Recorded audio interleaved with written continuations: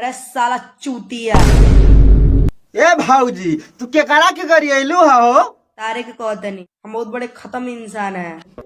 हाँ ता नमस्कार प्रणाम सत श्री अकाल और इस्लाम। का हाल भाई भाई लोग, हम आशा करता नहीं कि ठीक है होबा।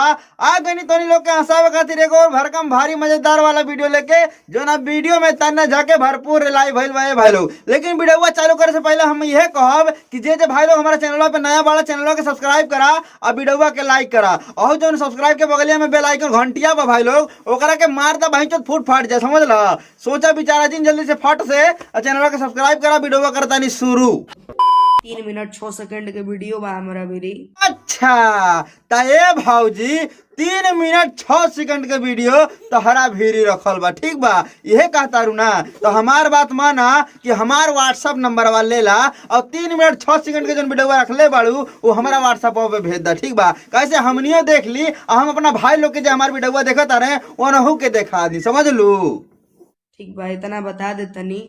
और 16 गो स्क्रीनशॉट बा। ए भाऊजी तहरा पास 16 गो स्क्रीन शॉटो रखल बा, तो हम तो कहते ना कि वीडियो भेजे में समय लागी, कैसे नेटवर्क तनी सीलो चलत होई, यही से पहले स्क्रीन शॉटवे भेजा, ठीक बा ना। फट से हमारा मोबाइल पे आ जा, झट से हम भाई लोग के दिखा दी, बुझाई। उसमें रह के बात करी हा ना तो हम बड़ा खत्म आए। वो हमारा पता बा ए भौजी कि तू साफे खत्म बाड़ू, कैसे खत्म ना रहतू ना तो है जितना गंदा गंदा गाना तू मार्केटवा में गा देले बाड़ू वो गई तू ना, बुझाइल। हमारा बारे में अगर ज्यादा कूरे देबू ना तो हम इतना कूरे देब तारा के दवाई करात करात कुल जिंदगी उधार हो जाए। अच्छा तो तू इतना कुरेद देबू कि दवाई करावत करावत बंचो गाल फट जाई। अरे साला चूतिया।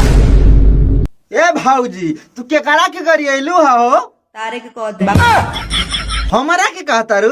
ए भाऊजी हम तार का बिगड़ले बानी हो?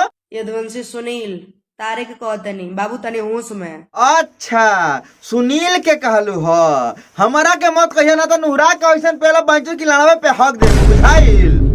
ठीक ठीक बा। ठीक बा हो भौजी, हमरा के गरिया मत, ठीक बा ना तो ऐसा पेलाई पेल ना कि गाड़ फाट के गढ़ा हो जाई।